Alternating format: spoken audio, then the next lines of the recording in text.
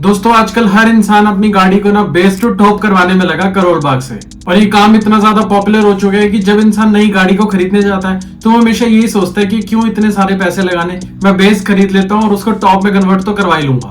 क्योंकि normal company से base और टॉप मॉडल के अंदर करीब 5 से 7 लाख रुपए का अंतर होता है, लेकिन जब हम करोल बाग से गाड़ी को बेस टू टॉप करवाते हैं तो 1 लाख के अंदर ही सारा काम हो जाता है, including infotainment system, LED lights और अलॉय व्हील, सब कुछ। लेकिन कुछ लोग सिर्फ बेस मॉडल इसलिए नहीं खरीदते ताकि उसको बेस टू टॉप करा लेंगे, कुछ लोग बेस मॉडल इसलिए खरीदते हैं ताकि अपने हिसाब से गाड़ी को मॉडिफाई करा सके। समान समून ਤੁਸੀਂ ਘੱਟ ਲੁੱਟਿਆ ਕਰੋ। ਓਏ ਪੁਲਿਸ ਆ ਗਈ ਪੁਲਿਸ। ਓਏ ਪੁਲਿਸ ਓਏ ਆ ਜਾਓ ਤਾਂ ਬਾਬਾ ਹੀ ਆ। ਡਰੋ ਨਾ ਮੱਲੋ ਮੋਡੀਫਾਈ ਕਰਾਇਆ ਵਾ ਇਹ। ਅੱਛਾ ਮੋਡੀਫਾਈ ਕਰਾਇਆ ਵਾ ਬਾਬੇ ਦਾ। लोग गाड़ियों को लेके काफी शौक रखते हैं और अपने हिसाब से काम कराना उन लोगों को पसंद है, खास करके पंजाब और नॉर्थ साइड के एरिया में। तो हेलो गाइस, मैं हूं कार्तिक जौहर। आज मैं आपको बताता हूं कि ये मॉडिफिकेशंस आई कहां से और क्यों इंडिया और दूसरी कंट्रीज के अंदर इतना ज्यादा फर्क है मॉडिफिकेशंस को लेकर, और कौन सी मॉडिफिकेशंस लीगल हैं और कौन सी इलीगल इंडिया के अंदर।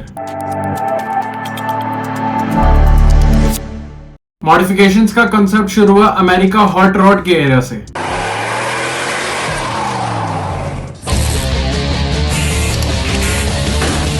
This episode of American Hot Rod. Timbers hit a fevered pitch. You know, if you would cut it, you wouldn't have to beat on And it. the Coddington crew's patience wears thin. जहां car enthusiast performance और style बढ़ाने के लिए engine tuning, load suspension और custom paint जैसी चीजें करते थे। यूरोप में भी फेमस ट्यूनिंग हाउसेज आए, जैसे कि जर्मनी का ब्राबस और इटली का नोविटेक, जो सुपर कार्स की मॉडिफिकेशन को एक अलग ही लेवल पे ले जाते थे। लेकिन इंडिया की अगर हम बात करें तो इंडिया के अंदर मॉडिफिकेशंस को लेके काफी स्ट्रिक्ट रूल्स हैं और इसके पीछे 2 बड़े रीजंस हैं। पहला, एयर पॉल्यूशन कंट्रोल, जिसका कंसर्न ये है कि आफ्टर मार्केट एग्जॉस्ट और ट्यूनिंग से एमिशन नॉर्म्स क्रॉस हो सकते हैं। और दूसरा, रोड सेफ्टी, अनसर्टिफाइड पार्ट से ब्रेकिंग, स्टीयरिंग, एयरबैग्स जैसे सेफ्टी सिस्टम कॉम्प्रोमाइज हो सकते हैं। और इंडिया के अंदर खुद की मैन्युफैक्चरिंग आफ्टर मार्केट इंडस्ट्री बहुत वीक है, इसलिए गवर्नमेंट ने एज बाइज्ड बैंस और BIS स्टैंडर्ड्स लगाए हैं जो बाकी डेवलप कंट्रीज में उतने स्ट्रिक्ट नहीं मिलते। इस वीडियो के अंदर मैं आपको कुछ ऐसी चीजें बताऊंगा जो जनरली लीगल में आती हैं और जनरली इलीगल में आती हैं, और नई गाड़ी लेने के बाद ये इलीगल है या फिर ये इलीगल है, ये भी इस वीडियो में आपको कंफर्म हो जाएगा। शुरू करते हैं लीगल वाले पार्ट से। सबसे पहली चीज है अपग्रेडिंग कार टायर्स। देखो, कार टायर्स को चेंज कराने का कल्चर पंजाब में है, जिसको अलॉय सिटी भी बोलते हैं, लेकिन गाड़ियों के टायर्स के साइज को अपग्रेड कराना और उसकी विड्थ को बाहर निकालना, ये सब अलाउड नहीं है। हम कार्स के टायर्स को टेरेन के हिसाब से चेंज करा सकते हैं, जैसे कि ऑल टेरेन टायर्स। दूसरा पॉइंट है चेंजिंग कार्स कलर्स। गाड़ियों का कलर हम अपने हिसाब से उसको चेंज करवा सकते हैं, कोई भी तरीके का विनाइल रैप या पेंट हम उस पर करा सकते हैं, लेकिन हमें RTO से परमिशन लेनी पड़ेगी और RC के ऊपर यानी कि रजिस्ट्रेशन सर्टिफिकेट के ऊपर ये चीज मेंशन होगी। लेकिन यहाँ पे एक कैच है, अगर आप सोच रहे हैं कि आर्मी का ग्रीन कलर आपकी सफारी पे हो तो वो भूल जाना, क्योंकि वो स्पेशली कलर मिलिट्री के लिए रिजर्व्ड है। तीसरा पॉइंट है अपग्रेडिंग कार सस्पेंशन। हम गाड़ियों के सस्पेंशन को भी चेंज करा सकते हैं, लेकिन यहाँ पे बात ग्राउंड क्लियरेंस को चेंज करने की नहीं हो रही है। यहाँ पे बात हो रही है सस्पेंशन सॉफ्ट हो या फिर हार्ड हो, वो आप करवा सकते हो, या फिर थोड़ा बहुत इंक्रीज और डिक्रीज चल सकता है, लेकिन बहुत ज्यादा डिक्रीज या बहुत ज्यादा इंक्रीज इलीगल है। फोर्थ पॉइंट है बॉडी रैपिंग।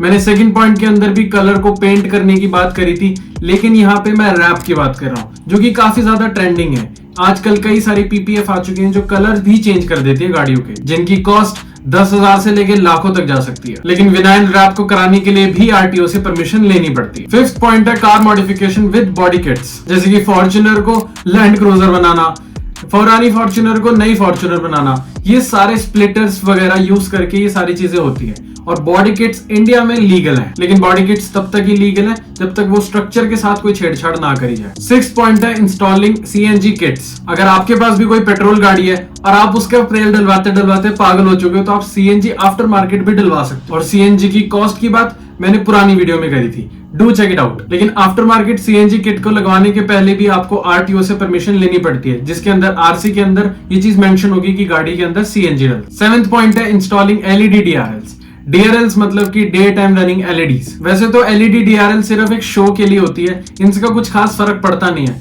लेकिन अगर आप सोच रहे हो कि अपनी गाड़ी के अंदर छोटी लाइट्स लगवा लो जो फॉग के लिए आपको या बारिश में हेल्प करेगा, तो वो इलीगल में आता है। और गाड़ी की लाइट्स भी हम कुछ चेंज करा सकते हैं, लेकिन उसके अंदर कोई और कलर जैसे कि ब्लू, ग्रीन, रेड, ये सब हम अलाउड नहीं है। और आफ्टर मार्केट LEDs की इंटेंसिटी भी मैटर करती है। 8th पॉइंट है changes for differently abled peoples. Changes like adapted mirrors, automatic clutch, brakes और एक्सेलरेटर्स, ये चीजें अलाउड है। जो डिफरेंटली एबल्ड लोग होते हैं, उन लोगों को मैनुअल गाड़ी खरीदनी होती है, तो वो उसको ऑटोमेटिक की तरह भी चला सकते हैं। और फिजिकली चैलेंज लोगों के लिए ये सब करना बिल्कुल लीगल है। 9th पॉइंट जो सबसे ज्यादा लोगों को समझ नहीं आता है, modifying engine with permissible limits, यानी कि ट्यूनिंग आता है परफॉर्मेंस मॉडिफिकेशंस के अंदर, जिसके अंदर इंजन की परफॉर्मेंस के लिए हम इंजन को ट्यून करते हैं, और ये इंडिया में लीगल है, लेकिन आरटीओ के एमिशन स्टैंडर्ड्स और सेफ्टी रेगुलेशंस के दायरे के अंदर। ये तो सारी बात हो गई कि लीगल क्या है इंडिया के अंदर मॉडिफिकेशंस को लेकर। अब हम बात करते हैं इलीगल चीजों के बारे में, इनको जरा ध्यान से सुनना। सबसे पहला पॉइंट,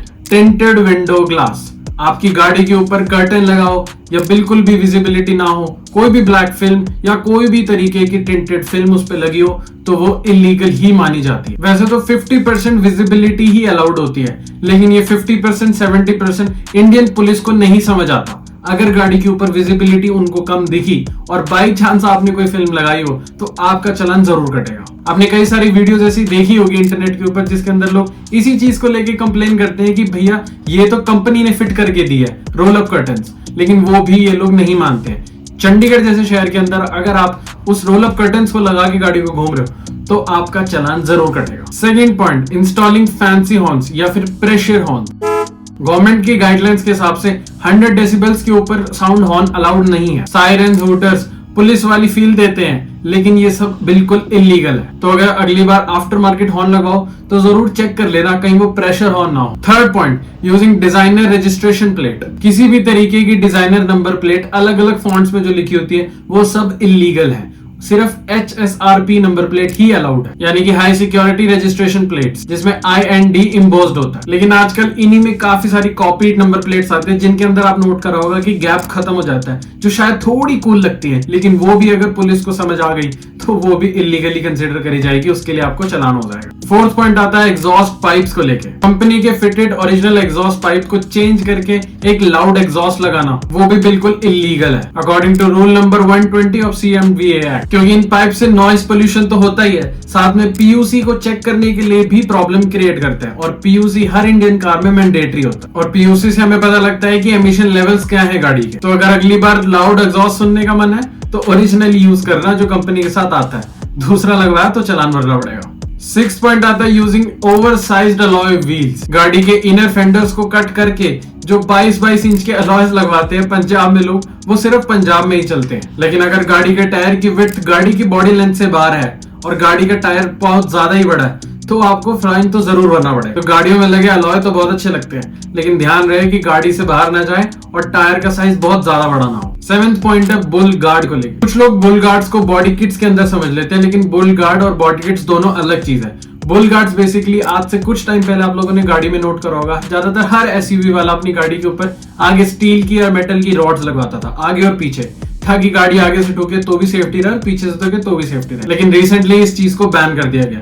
इसका रीजन ये था कि जब एक्सीडेंट्स होता है और उसके अंदर कोई एनिमल इंजरी होती है, तो एनिमल्स अपनी जान नहीं बचा पाते, उसके अंदर फंस जाते हैं। लेकिन बुल गार्ड्स को अगर हम रियर में यूज करते हैं पीछे, तो वो अलाउड है। देखो ये सारी मॉडिफिकेशंस की बात तो वो थी जो अलाउड है और जो नहीं अलाउड है, लेकिन इंडिया की ये हार्श रियलिटी है कि ये rule state by state change करते हैं। और चेंज करने का मतलब मेरा ये है कि ये सारे रूल्स इक्वली नहीं ट्रीट करे जाते हैं। रूल्स मतलब रूल्स होता है, रूल हर सिटी में हर स्टेट के अंदर सेम होना चाहिए। रूल मतलब रूल होता है, वो पूरे इंडिया के अंदर सेम होना चाहिए। अगर गाड़ी की टिंटेड विंडो इलीगल है तो वो पूरे देश के अंदर इलीगल होनी चाहिए। एग्जाम्पल के तौर पे मैं आपको बताता हूँ, अगर आप दिल्ली में रहते हो तो दिल्ली के अंदर ये चीजों पे ध्यान बहुत ही कम दिया जाता है। लेकिन अगर आप चंडीगढ़ का नाम आपने कभी सुना हो, तो चंडीगढ़ जिसको चालानगढ़ भी बोला जाता है, वो सरकाज़म में, क्योंकि चंडीगढ़ के अंदर हर छोटी चीज पे चालान काटा जाता है।